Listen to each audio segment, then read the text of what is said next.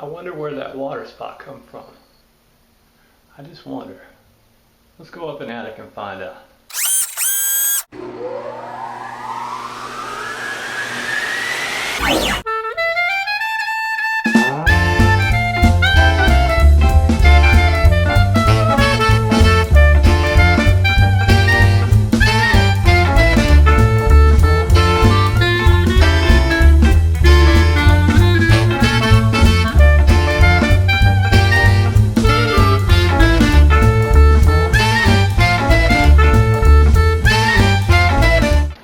Everybody, well, here today we're on this call and the complaint was got a water leak.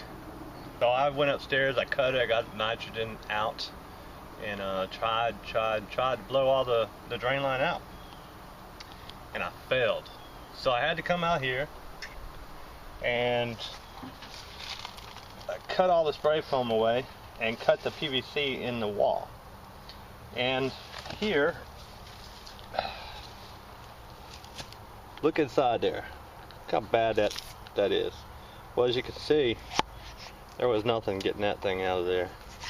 That thing was plugged. 500 pounds of pressure wouldn't have done it. Nothing would have got it out there. So after I cut it, you know, I was like, well, hell, we got the clog. And all of a sudden, it was like an explosion. And all this water came out, and this plug right here came out. I don't care. Look, there's some corn. Some corn in there. Yeah, so that's perfect shape. So in the woods she goes. So now we're gonna fix the drain line. The contractor's actually here. He's gonna get some spray foam and spray foam that hole up. We're gonna go upstairs in the attic. I had to cut the PVC in about 4 different spots because there was all kind of stuff inside the line, and I blew everything out up there. And so all that PVC is clean up there, but I want to show you what the installer did to cause sheetrock damage.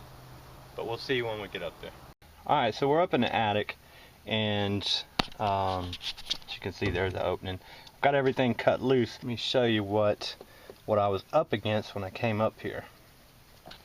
You see that T right there? Anyway, well, what it did was, it was like that. Of course, it came out this way and 90'd and went to the opening of the coil. But the T was shorter than the opening of the coil, so instead of overflowing into the pan, it actually overflowed with the T and got the sheetrock sealing. So I'm gonna repipe it and put the T up here at the opening there, kind of something like this, and then pipe over to here where I've already ran. Now I cut this drain line about 4 different spots to blow it out, and every spot I blew out, it was pretty full of stuff. So I'm going to finish this one up and get out of this hot attic because I'm sweating. I don't know if you can see on my arm, but hot up here. Alright, so it's done.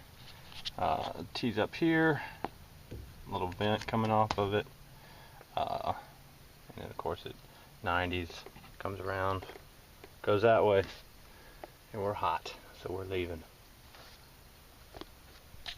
So here's that piece right here that was in the video, and the reason it was clogged up, and some people would say, well, it was due to lack of maintenance. Well, actually the reason it clogged up was because it came down from the attic, so that meant it had to go from the 2nd floor down to the 1st floor and then exit out the house. And the reason it clogged up was because it was tilted like that, maybe not that far. And then so everything over the years, all that just built up right inside of here, and you know, eventually it would just cause it to just back up. What probably happened was when the original installer ran the drain line, it did go out of the house straight, but then when the side guy came, he may have pushed up just a tad, just enough for water to hold inside of here. and that caused it to start backing up. So here's how you prevent that.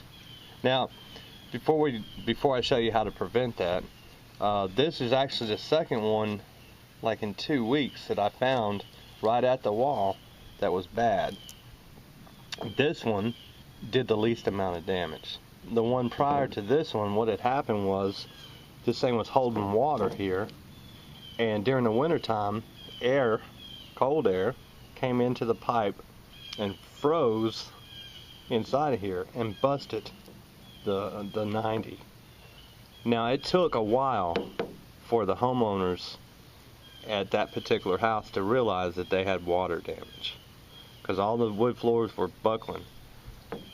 So they called me and said, well, the upstairs unit is leaking water. That's the only thing we can figure. So I go over there, and somebody had already had the hole cut where this went out the wall.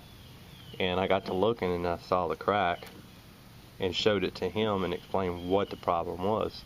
Well, so if you're doing new installs in houses, let's get out of the habit of just putting a 90 right out where it goes out the wall.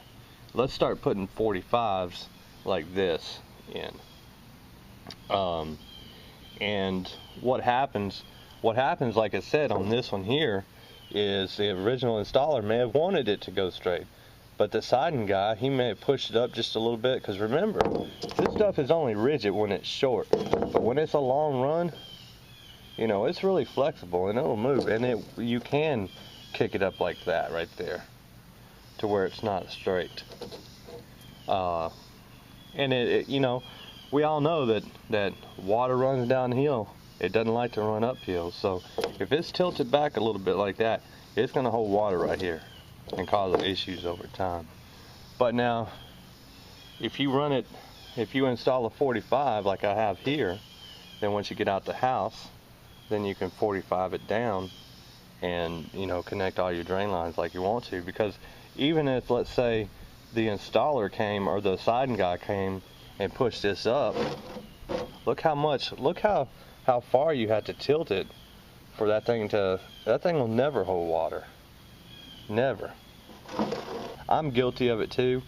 I never put 45s. I will now from now on. If I can get to it, I'll put a 45 there. If this drain line here would have had a 45 versus a 90, then there would have never ever been a problem with you know, flooding the ceiling.